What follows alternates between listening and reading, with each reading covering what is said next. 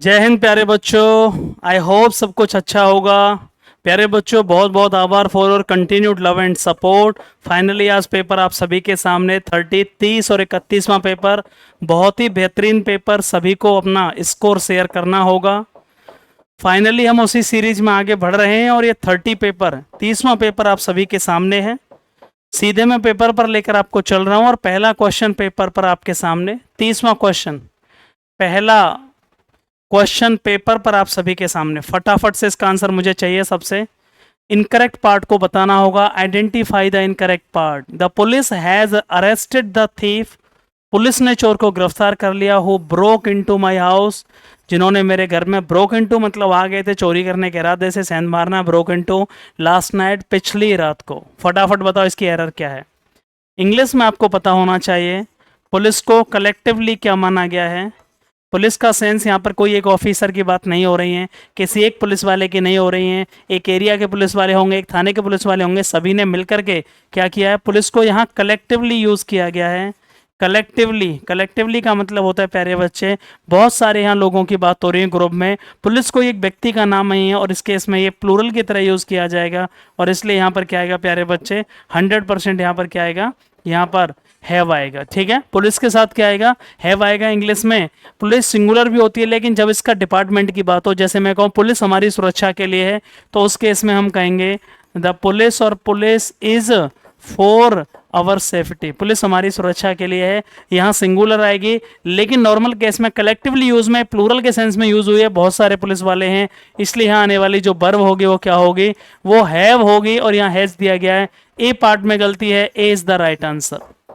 A is the right answer. A part में गलती है प्यारे बच्चे, याद रखिएगा। क्लियर हुआ या नहीं हुआ? ए पार्ट में गलती है, इसलिए A is the right answer. Second question आपके सामने स्क्रीन पर, ये लीजिए, फटाफट बताओ।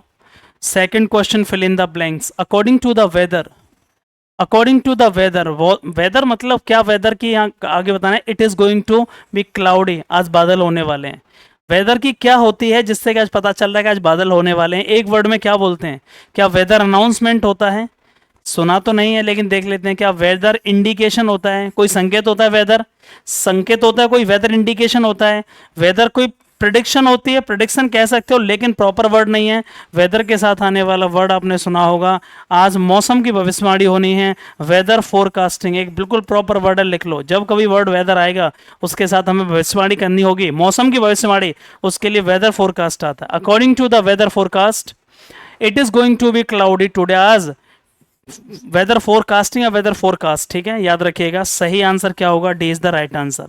आप कहोगे प्रेडिक्शन माने भविष्यवाणी होता है, ये क्यों नहीं हो सकता? भाई बिल्कुल सही है आपकी बात, प्रेडिक्शन का मतलब है मौसम की भविष्यवाणी, लेकिन वेदर जब जुड़ जाएगा तो वेदर के साथ जो वर्ड कलेक्टिवली यूज होगा, कनेक्टिंग वर्ड जो होगा, वेदर फोरकास्ट होगा। वेदर फोरकास्ट एक कॉमन वर्ड है, प्रॉपरली पूरा वर्ड है, कोऑर्डिनेटिंग वर्ड है, ठीक है, जुड़ा हुआ वर्ड है। वेदर फोरकास्ट का मतलब है मौसम की भविष्यवाणी करना, वेदर फोरकास्टिंग होना। ठीक है, जब भी आपके कोई भी सरकार या कोई भी न्यूज आता है उसमें आपको कहा जाता है मौसम की भविष्यवाणी कर रहे हैं, वेदर फोरकास्टिंग हो रही है। ठीक है, चाहे वैज्ञानिकों के द्वारा किसी के द्वारा की जाए।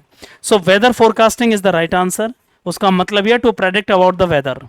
सेकंड क्वेश्चन क्लियर हुआ सर? थर्ड क्वेश्चन स्क्रीन पर आप सभी के सामने लीजिए। थर्ड क्वेश्चन स्क्रीन पर आप सभी के सामने। एवरीवन, हर एक को चुकाना है क्या?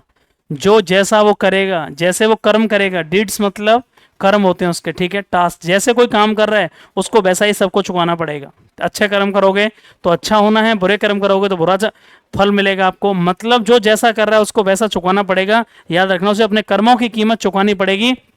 हर एक को अपने कर्मों का पे करना पड़ता है, चुकाना पड़ता है। एवरीवन पेज, एवरीवन यहाँ पर एक प्रोनाउन है, नाउन की जगह पर आया हुआ वर्ड प्रोनाउन है। एवरीवन आ रहा है, इंडेफिनिट प्रोनाउन की तरह ट्रीट किया जा रहा है यहाँ पे, ठीक है ना। और इसीलिए एवरीवन को यहाँ क्या माना जाएगा, हर एक की यहाँ बात की जा रही है किसकी, हर एक की, मतलब काम कौन करता है, हर काम यहाँ व्यक्ति कर रहे हैं, इसलिए एवरीवन का यहाँ सेंस क्या हो गया, समबडी के सेंस में हो गया। समबडी मतलब ये थिंग के लिए यूज नहीं हो रहा है, व्यक्तियों के लिए, चाहे वो मेल हो या फीमेल के लिए यूज हो रहा है। हर एक को चुकानी पड़ी होगी। यहाँ हिम क्यों नहीं आएगा, क्योंकि ऑब्जेक्टिव प्रोनाउन है, ये ऑब्जेक्टिव प्रोनाउन है, हिम नहीं आएगा। नाउन से पहले, नाउन से पहले ओन आ रहा है, एडजेक्टिव उससे पहले प्रोनाउन यहाँ लगाना है हमें, प्रोनाउन यूज करना है। करेक्ट वर्ड इट्स क्या है, इट्स किसके लिए आता है? नॉन लिविंग चीजों के लिए, जो नॉन लिविंग है उनके लिए आने वाला प्रोनाउन है पजेसिव प्रोनाउन, नॉन लिविंग चीजों के लिए। ये नॉन लिविंग नहीं है एवरीवन, हर किसके लिए आता है? स्पेशली फीमेल, फीमेल जेंडर्स के लिए हेयर का प्रयोग किया जाता है, ये भी पजेसिव प्रोनाउन की तरह यूज होता है लेकिन फीमेल जेंडर में। और ये हिज, क्या प्यारे बच्चे, यहाँ हिज का प्रयोग क्यों होगा? हिज थर्ड पर्सन सिंगुलर, जब भी कोई वर्ड थर्ड पर्सन सिंगुलर होगा सब्जेक्ट की जगह पर थर्ड पर्सन सिंगुलर है, एवरीवन सिंगुलर है, इंग्लिश में एवरीवन सिंगुलर है, हर एक की बात हो रही है, एवरीवन पेज 4, तो यहां पर कॉमनली यूज किया जाएगा मेल और फीमेल दोनों के लिए, हिज ओन डीड्स का यूज किया जाएगा। पजेसिव एडजेक्टिव भी कह लो इसको, पजेसिव प्रोनाउन भी कह लो। यहाँ ये पजेसिव प्रोनाउन है क्योंकि ओन एक एडजेक्टिव है, डीड्स एक नाउन है, और इसलिए यहाँ हिज आएगा 100%। क्या आएगा? हिज आएगा। अगला क्वेश्चन क्या है सर? अगला क्वेश्चन मैं स्क्रीन पर आपके सामने लिख रहा हूं, लीजिए चौथा क्वेश्चन बताओ फटाफट से। University is a place of learning, university एक ऐसा स्थान है, प्लेस सीखने का एक जगह है, सीखने की जगह होती है यूनिवर्सिटी, मतलब विश्वविद्यालय, कोई भी आकर पढ़ सकता है कहीं का भी बच्चा। यहाँ यूनिवर्सिटी किसी एक स्पेसिफिक यूनिवर्सिटी का नाम नहीं है, यहाँ कोई एक स्पेसिफिक एक पार्टिकुलर यूनिवर्सिटी नहीं है, कोई यूनिवर्सिटी का नाम नहीं है कि अमेठी यूनिवर्सिटी, या मैं कहूँ दिल्ली यूनिवर्सिटी, या मैं कहूँ उत्तर प्रदेश यूनिवर्सिटी, या मैं कहूँ भीमराव अंबेडकर यूनिवर्सिटी, कोई स्पेशल यूनिवर्सिटी नहीं है, बस जनरलाइजेशन में बताया जा रहा है। इंडेफिनिट, इंडेफिनिट नाउन है ये, सिंगुलर इंडेफिनिट नाउन है, इसलिए धा का प्रयोग तो होगा नहीं क्योंकि फिक्स नहीं है, कोई पार्टिकुलर नहीं है। एन क्यों नहीं आएगा? जब यूनिवर्सिटी को आप लिखोगे यू, तो यहाँ यह आ रहा है, यह जो कि एक व्यंजन है, क्या है? जो आप इसका जब प्रोनाउंसिएशन कर रहे हो तो व्यंजन साउंड हो रही है, इसलिए एन भी नहीं आ सकता, इसलिए 100% क्या आंसर होगा? A is the right answer. A university is a place of learning. Clear हुआ कि नहीं? यूनिवर्सिटी सिंगुलर इंडेफिनिट नाउन, उससे पहले आने वाला आर्टिकल ए और एन होता है, लेकिन एन नहीं आएगा क्योंकि यह की आवाज आ रही है प्रोनाउंसिएशन में, और इसलिए 100% क्या होगा प्यारे बच्चे? ए इज द राइट आंसर। पांचवा क्वेश्चन स्क्रीन पर आपके सामने। द मैन, वो व्यक्ति, टू हु, ठीक है, आई सोल्ड माई हाउस, जिसे मैंने अपना घर बेचा, वाज अ चीट, वो एक धोखेबाज निकला। कितना सिंपल है, लिख लो। आज के बाद कभी कोई प्रिपोजिशन दिख जाए आपको, कभी भी कोई प्रिपोजिशन दिख जाए, तो उसके बाद कभी सब्जेक्टिव केस नहीं आता, हमेशा ऑब्जेक्टिव केस आता है। कुछ बच्चे कहेंगे सर नहीं समझ में आया, टू एक प्रिपोजिशन है, सॉरी मैं साफ कर देता हूं। हु यहां इंग्लिश में किसके लिए आता है? हु आता है सब्जेक्टिव केस के लिए, सब्जेक्ट के लिए, और हुम किसके लिए आता है? हुम आता है ऑब्जेक्ट के लिए।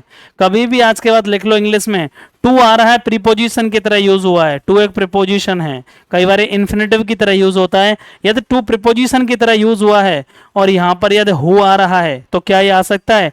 टू के बाद कभी हु नहीं आ सकता, क्योंकि हु एक सब्जेक्ट, और प्रीपोजिशन के बाद हमेशा सब्जेक्ट नहीं आता, ऑब्जेक्ट आता है, इसलिए टू के बाद 100% हुम आएगा। ये लिख लो, गांठ बांध लो, टू के बाद हु कभी नहीं आएगा, होम ही आएगा, यहाँ टू के बाद हु दिया गया है। अब दूसरा कॉन्सेप्ट समझ लो इसका, वो व्यक्ति जिसको मैंने अपना घर बेचा, मैंने किसी को अपना घर बेचा, ये मैं हूं सब्जेक्ट, मैंने किसी को घर बेचा, यही वो व्यक्ति है, मतलब इस वाक्य का ये ऑब्जेक्ट है व्यक्ति। तो ऑब्जेक्टिव केस के लिए इस व्यक्ति को इंडिकेट करने के लिए आने वाला प्रोनाउन या रिलेटिव प्रोनाउन क्या होगा? यहां होम होगा, ना कि हु होगा, और इसलिए सही आंसर क्या होगा sir? To whom I sold, to whom I sold, 100% C is the right answer. पांचवें क्वेश्चन का सही आंसर क्या होगा प्यारे बच्चे? C is the right answer. फटाफट लिख लो। अगला क्वेश्चन स्क्रीन पर आपके सामने सर, ये रहा छठवां क्वेश्चन, फटाफट बताओ। One word substitution from the choice, the first speech delivered by a person. याद रखना प्यारे बच्चे, कोई भी स्पीच जो पहला स्पीच होता है, इनिशियल नहीं बोलते, ये तो नॉर्मल वर्ड है। इनिशियल माने शुरुआत, बिगिनिंग माने भी शुरुआत होना, इनॉग्रल माने किसी चीज का शुभारंभ होना, किसी चीज का शुभारंभ होना, शुरुआत होना, इनॉग्रेशन होना। तो फिर क्या हुआ? लिख लेना प्यारे बच्चे, एक ऐसा भाषण जो पहली बार बोला गया हो उसको मैडन स्पीच कहा जाता है। लिख लेना प्यारे बच्चे, एक ऐसा भाषण जो पहली बार दिया गया हो मैडन स्पीच, और एक ऐसा भाषण जो बिना तैयारी के दिया गया हो EXTEMPORE। लिख लो, without preparation, a speech given without preparation is called as extempore. कोई भी भाषण, a speech given on the first time is called as maiden speech, answer maiden हो जाएगा। और एक ऐसा स्पीच जो बिना तैयारी के, बिना प्रिपरेशन के दिया गया उसको एक्सटेम्पोर कहा जाएगा, EXTEMPORE, एक्सटेम्पोर। क्लियर हुआ कि नहीं हुआ? कोई डाउट किसी को? फटाफट से बताओ प्यारे बच्चे। 6 का सही आंसर क्या होगा? सूरज घर पे कॉल कर दो, बोल दो जगह। काम कराना है, घर पे कॉल करके बोल। D is the right answer हो गया 6 का डी। क्लियर हुआ? कोई डाउट? फटाफट से बताओ, कोई भी डाउट?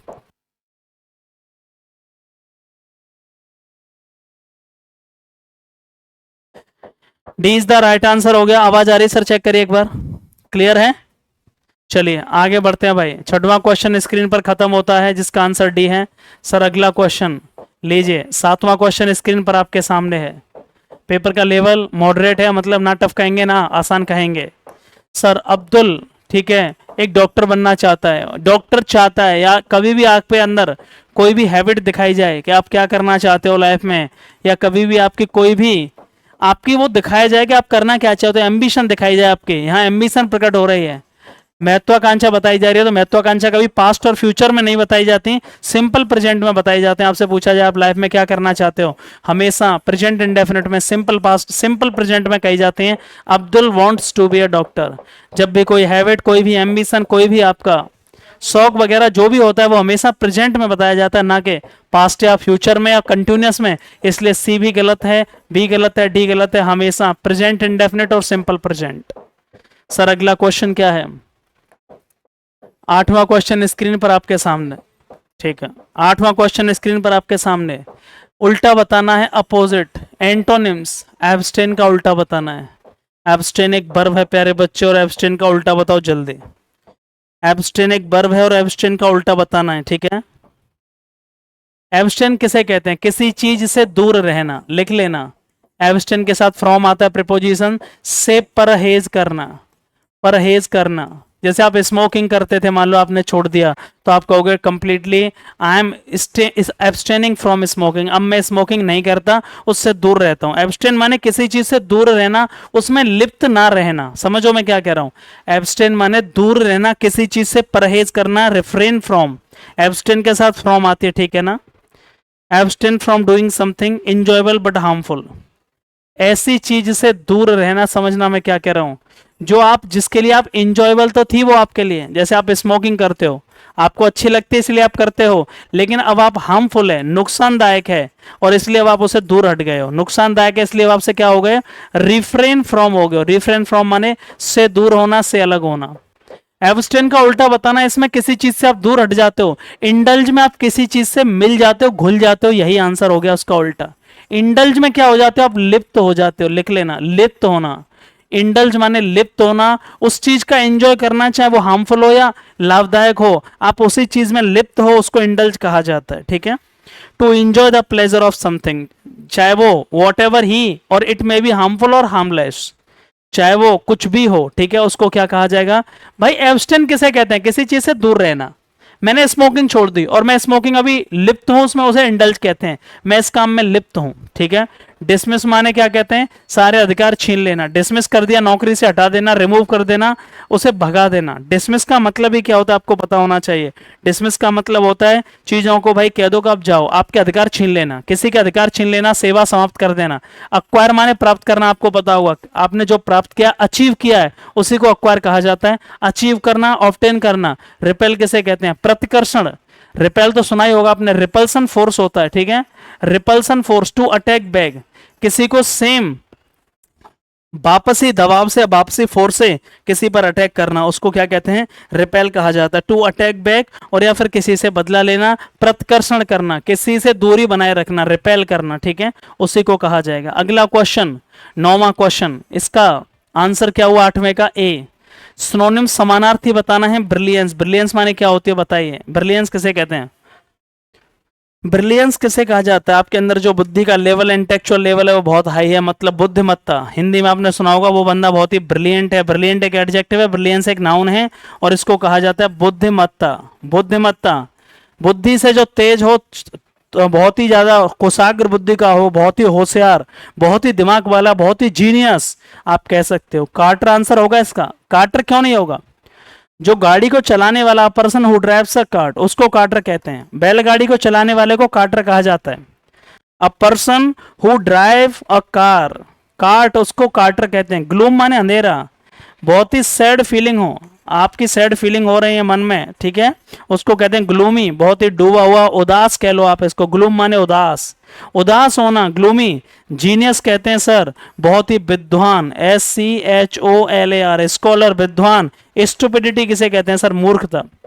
ब्रिलियंस का उल्टा हो गया स्टुपिडिटी, ब्रिलियंस का उल्टा हो गया ग्लूम, लेकिन सिनोनिम्स पूछा गया इसलिए genius is the right answer. Genius में ये वो व्यक्ति जिसका दिमाग बहुत ही तेज, टैलेंटेड हो गया, ब्रिलियंट हो गया, जीनियस हो गया, बहुत ही ज्यादा होशियार, स्कॉलर हो गया।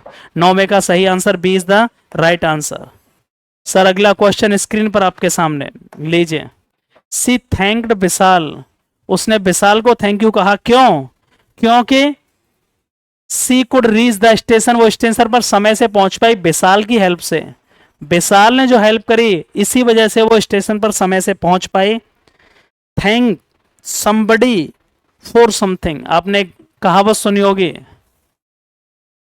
THANKS, thanks someone, thanks someone for something. ये नहीं सुनिए तो लिख लो, ये इडियोमेटिक एक्सप्रेशन कहा जाता है। किसी को थैंक्स कहना, थैंक्स समवन फॉर समथिंग, के लिए जो उसने किया है। किसी को धन्यवाद देना जो उसने किया उसके लिए, थैंक्स समवन फॉर समथिंग, धन्यवाद देना। और इसलिए यहां पर क्या आंसर होगा प्यारे बच्चे? उस लड़की ने विशाल को थैंक यू कहा क्योंकि उसी की वजह से वो स्टेशन तक पहुंच पाए। तुम लोग आंसर क्या लगाओगे मुझे पता है, विद हिज हेल्प या फॉर हिज, मतलब ये लगाओगे आप, लेकिन 100% आंसर क्या होगा? D is the right answer. In नहीं होगा, इन हिज हेल्प या विद हिज हेल्प नहीं होगा, याद रखना 100%। सूरज ये कुछ कह रहे हैं, देखना पूछना। 100% आंसर क्या होगा प्यारे बच्चे? 4 इज द राइट आंसर, ठीक है। थैंक समवन फॉर समथिंग, इसलिए यहां पर आएगा Vishal. She thanked Vishal as she could reach the station on time for his help. Clear हुआ कि नहीं हुआ? फटाफट से बताओ। सर अगला क्वेश्चन क्या है स्क्रीन पर आपके सामने? अगला क्वेश्चन सर दिख रहा है, इनडायरेक्ट स्पीच बताओ भाई फटाफट से। 11वां क्वेश्चन बताओ जल्दी। 11वां question, I was digging the garden, में गार्डन को खोद रहा था। कब? व्हेन द डॉक्टर, जब डॉक्टर आया। रिप्लाइड, हैरी ने ऐसा बोला। बहुत सिंपल है, past continuous, past perfect continuous में बनेगा, कॉमा इन्वर्टेड कॉमा डाके सेड लगा के दैट लग जाएगा, ठीक है, कंजंक्शन दैट आ जाएगा। वाज डिगिंग, ये टेंस को चेंज नहीं किया गया इसलिए ऑप्शन खत्म हो गया, ये ऑप्शन खत्म। हैड बीन किया गया, बिल्कुल सही है, यहां भी हैड बीन किया गया है। यहाँ said that he had been digging the garden when the doctor arrive, यहाँ अराइव हुआ है, ठीक है, यहाँ अराइव्ड है, ये देखो अराइव्ड है और यहाँ अराइव हुआ है, इसलिए ये ऑप्शन भी खत्म। ये सेंटेंस को चेंज नहीं किया गया, ये भी ऑप्शन खत्म। पास्ट कंटिन्यूअस का इनडायरेक्ट पास्ट परफेक्ट कंटिन्यूअस बनता है और यहाँ अराइव्ड रहेगा। 100% B is the right answer. 11वें का सही answer 100% B is the right answer. अगला क्वेश्चन क्या है सर? 12वां क्वेश्चन फटाफट बताओ। करेक्टली स्पेल्ड वर्ड क्या है? करेक्टली स्पेल्ड वर्ड सैटेलाइट की सही स्पेलिंग होती है SATELLIT। सैटेलाइट माने क्या होते हैं बताओ? चंद्रमा एक उपग्रह है पृथ्वी का, सैटेलाइट माने उपग्रह, उपग्रह, ठीक है, जो बड़े ग्रह के चक्कर लगा रहे होते हैं उपग्रह कहा जाएगा। जैसे चंद्रमा पृथ्वी का एक उपग्रह है, satellite, SATELLIT। B is the right answer, B is the right answer. 100% B is the right answer, 100% B is the right answer. Sir 13वां क्वेश्चन स्क्रीन पर आपके सामने है, लीजिए 13वां क्वेश्चन स्क्रीन पर आप सभी के सामने। 13वां क्वेश्चन स्क्रीन पर आप सभी के सामने है प्यारे बच्चे, ध्यान से देख लो। आइटम्स फ्रेज बताया जा रहा है। इन अ जिफी, क्या होता है इन अ जिफी? फटाफट से बताइए। इन अ जिफी का मतलब क्या होता है? इन अ जिफी का मतलब क्या होता है? जिफी का मतलब ही क्या होता है? जल्दबाजी करना। जिफी किसे कहते हैं जल्दी बताओ, ठीक है। इन अ जिफी का मतलब to do something very quickly, इसका मतलब हो गया सर। इन अ जिफी का मतलब है किसी चीज को बहुत रैपिडली करना, तेजी से करना। RAPIDLY, रैपिडली, बहुत तेजी से करना। आप क्विकली भी कह सकते हो, QUICKLY, क्विकली, ठीक है, रैपिडली और क्विकली। किसी चीज को क्विकली करना आउटस्टैंडिंग माने हो गया बहुत ही ज्यादा, अविश्वसनीय, मतलब बहुत ज्यादा अच्छी। ये आंसर नहीं होगा। इन अ फिक्स किसे कहते हैं? इन अ फिक्स का मतलब इन अ डिफिकल्ट सिचुएशन, एक डिफिकल्ट सिचुएशन में होना, किसी डिफिकल्ट परेशानी में होना, उसको इन अ फिक्स कहा जाता है। अप्रोप्रिएट किसे कहते हैं प्यारे बच्चे? अप्रोप्रिएट माने होता है उचित। अप्रोप्रिएट का मतलब उचित हो गया। सडनली किसे कहते हैं? कोई काम जो अचानक से किया गया। इन अ जिफी का मतलब जल्दबाजी में, अचानक से। To do something very quickly, answer होगा 100% बी। सडनली अचानक से कोई काम किया बहुत जल्दी, बिना सोचे समझे, बहुत जल्दबाजी क्योंकि किसी काम में बिना सोचे समझे इना जेफी हड़बड़ाहट में किया गया कोई काम। अगला क्वेश्चन, एडजेक्टिव बताना है। बिलीफ का एडजेक्टिव क्या होगा, जल्दी बताओ। Adjective of the given noun. Belief एक नाउन है, लिख लेना। कौन से नाउन है सर, एब्स्ट्रैक्ट नाउन है। सर बिलीव क्या है, बिलीव एक वर्ब है, ठीक है, बिलीव एक वर्ब है। बिलीवेबली, बिलीवेबल क्या है, बिलीवेबल एक एडजेक्टिव है, एबीएलई आ रही है। बिलीव्ड क्या है, वर्ब की सेकंड और थर्ड फॉर्म है, जिसको पास्ट पार्टिसिपल कहा जाता है, पास्ट पार्टिसिपल कहा जाएगा। और बिलीवेबली क्या है, बिलीवेबली क्योंकि एडजेक्टिव में एलवाई जुड़ रही है, इसलिए प्यारे बच्चे एक एडवर्ब है। आंसर ये भी नहीं होगा, इन्होंने एडजेक्टिव पूछा है और इसलिए आंसर हो गया 100%। इंग्लिश में किसी भी वर्ड के पीछे आपको एबीएलई दिख रही है, एबीएलई, बिलीवेबल, मैनेजेबल, नॉलेजेबल, बहुत सारे वर्ड हैं, एग्रीएबल, वो सारे के सारे एडजेक्टिव कहलाएंगे, इसलिए 100% B is the right answer. Clear हुआ कि नहीं हुआ? आगे बढ़ते हैं सर। 15वां क्वेश्चन कहां है सर, सॉरी सर 15वां क्वेश्चन ये रहा, ये कुछ हो रहा है गड़बड़ सर। 15वां क्वेश्चन स्क्रीन पर आपके सामने, 15वां क्वेश्चन स्क्रीन पर आपके सामने, फटाफट से देखिएगा। ये 15वां क्वेश्चन है, I shall wait my father come. ये देख लीजिए फटाफट से, 15वां क्वेश्चन है स्क्रीन पर आपके सामने। I shall wait my father comes, ठीक है, fill in the blank with appropriate conjunction. मैं इंतजार करूंगा, वेट करूंगा जब तक कि मेरे पिताजी नहीं आ जाते। ध्यान से देखना, कंडीशनल सेंटेंस है, कंडीशनल सेंटेंस है। मैं पिता, बस थोड़ा एक पेपर हो गया, 3 क्वेश्चन। मैं वेट करूंगा जब तक कि मेरे पिताजी नहीं आ जाते, रटना मत चीजों को, ठीक है ना। ड्यूरेशन ऑफ वेटिंग होता है और स्पेसिफिक इवेंट जब अकर होती है। देखो समझने की कोशिश करो, वट क्यों नहीं आएगा, वट आता है कॉन्ट्रास्ट में, जब दो घटनाओं में कॉन्ट्रास्ट हो, आपस में अपोजिट हो। बाइक आएगा, समय के लिए यूज किया जाता है। अनलेस और अनटिल बचे दोनों। अनलेस कब आता है, कोई स्पेसिफिक इवेंट हो रही है, स्पेसिफिक एक इवेंट होनी है किसी टाइम तक, किसी टाइम तक मैं इंतजार करूंगा जब तक मेरे पिताजी नहीं आएंगे। क्या दिखा रहा है, ये दिखा रहा है period of waiting, period of waiting, इंतजार का अंतराल दिखा रहा है। मैं जब तक इंतजार करूंगा, कब तक, माई father comes. 100% till is the right answer. Unless नहीं आएगा, याद रखना, इस बात को समझने की कोशिश करना। अनलेस एक स्पेशल पॉइंट ऑफ टाइम के लिए आएगा, एक स्पेशल टाइम, जब तक वो नहीं आ जाता मैं इंतजार करूंगा, मेरे पिताजी जब तक नहीं आ जाते, ये पीरियड ऑफ वेटिंग हो गया, इसलिए 100% till is the right answer. Sir story का प्लूरल क्या लगाना है, स्टोरी नाउन है एक, इंग्लिश में वो सारे नाउन जिनके पीछे बाई आएगा, इस वो सारे नाउन जिनके पीछे बाई आएगा तो बाई को हटा के IES लगा दिया जाता है प्लूरल बनाते समय। स्टोरी में बाई को हटा दो, IES लगा दो, STORIES, B is the right answer. 100। Story माने कहानी, STOR को IES लगा को हटा दो, स्टोरीज हो जाएगा क्लियर। 17 का आंसर क्या होगा, पैसेज। सर पैसेज स्क्रीन पर आपके सामने, मैं थोड़ा छोटा कर देता हूं, बड़ा पैसेज है। सर सीधा क्वेश्चन पढ़ा दीजिए, उस पर, उसके आधार पर दिख रहे हैं क्या सर, देखनी है एक बार, क्वेश्चन दिख रहे हैं। 17वां क्वेश्चन पढ़िए, मैं यहीं से करा देता हूं पूरा।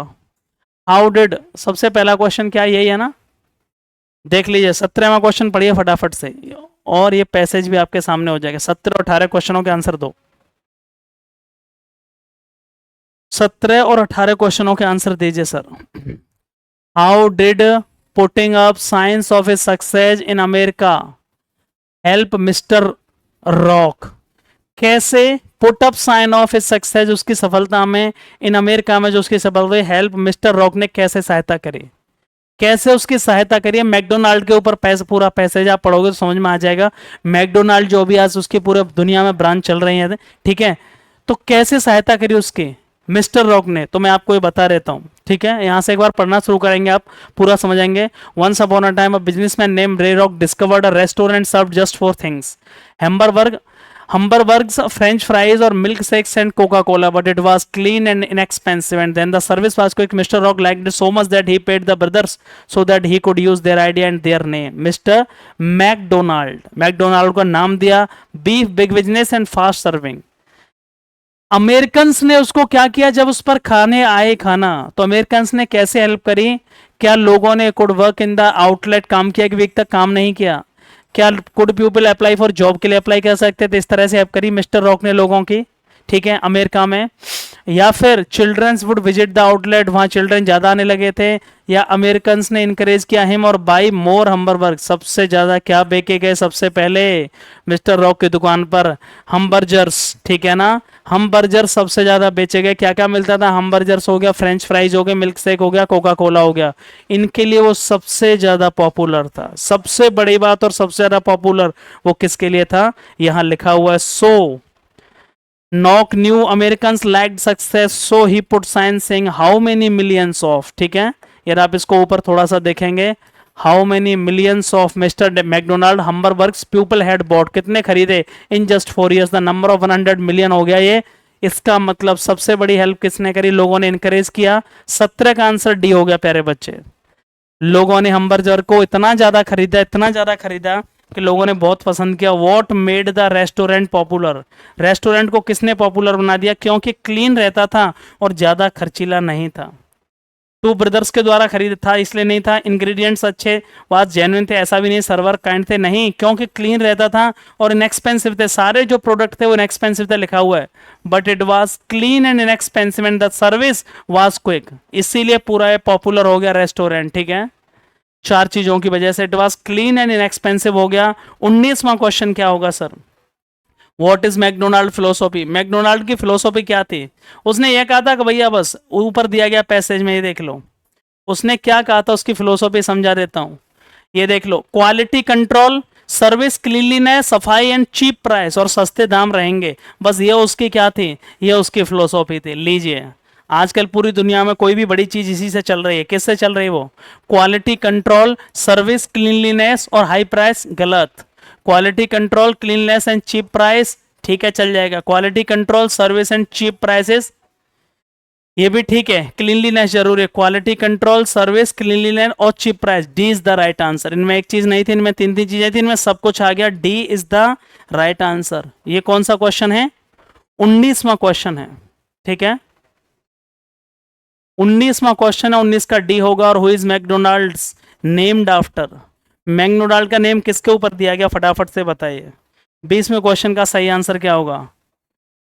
Who is McDonald's named after? Two brothers related to mister Rock, इससे रिलेटेड थे। मिस्टर रॉक्स 2 सन्स थे, दोनों सन्स थे। मिस्टर रॉक्स 2 भाई थे, नहीं, two brothers unrelated to mister Rock, इन दोनों भाइयों को नाम दिया गया है, याद रखना। मैकडोनाल्ड, या मैक का नाम यहां से लिया गया और मैकडोनाल्ड के नाम से। मिस्टर रॉक एक अलग था, उनको दोनों भाइयों को नाम दिया गया, इसलिए two brothers unrelated to mister Rock, A is the right answer, ठीक है, A is the right answer. Clear हुआ कि नहीं हुआ? फटाफट से बताओ एक बार, फटाफट से बताओ भाई, क्लियर हुआ कि नहीं हुआ? इसका मतलब ये हो गया, इसका मतलब ये हो गया कि पेपर आपको कैसा लगा ओवरऑल, फटाफट सही से बताइएगा कमेंट बॉक्स में एक बार लिख करके। और 31वां पेपर भी आज ही मिल जाएगा आपको। थैंक यू सो मच, जय Hind and love you all.